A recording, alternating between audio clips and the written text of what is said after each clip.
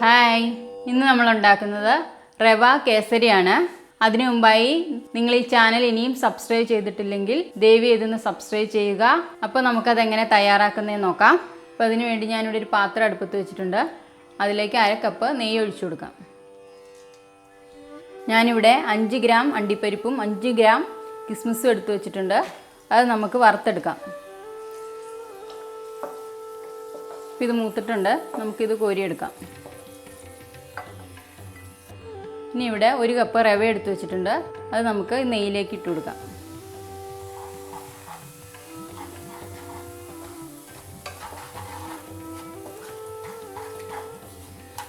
ഇത് നന്നായിട്ട് ഒന്ന് ഫ്രൈ ആയി വരണം. ഇതിൻ്റെ കളറൊക്കെ ഒന്ന് മാറി നന്നായിട്ട് വരണം. അതുവരെ നമുക്കിത് ഇളക്കി കൊടുക്കണം. ഇനി ഇതിലേക്ക് 1 teaspoon yellow colour food colour ഇട്ട് കൊടുക്കാം.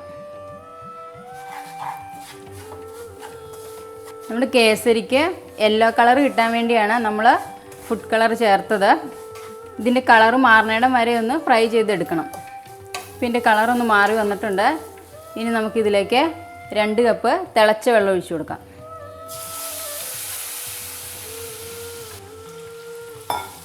ഇതിന് നന്നായിട്ട് ഒന്ന് കുറുകി വന്നിടം വരെ നമുക്ക് ഇളക്കണം. ഇടയ്ക്കിടയ്ക്ക് ഇളക്കിയാൽ മതി.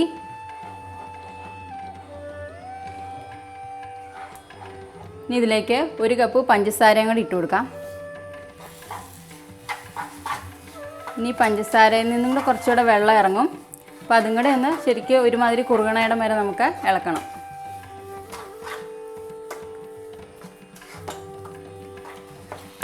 ഇപ്പം നമ്മുടെ കേസരിയുടെ വെള്ളമൊക്കെ നന്നായിട്ട് വറ്റിയിട്ടുണ്ട്.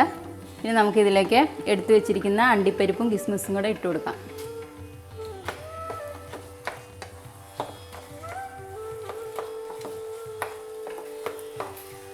ഇനി ഇതിലേക്ക് 1 ടീസ്പൂൺ ഏലക്ക പൊടിച്ചതും കൂടെ ഇടാം. എന്നിട്ട് നന്നായിട്ട് ഒന്നും കൂടി മിക്സ് ചെയ്തെടുക്കാം. അപ്പം നമ്മുടെ റവ കേസരി റെഡി ആയിട്ടുണ്ട്.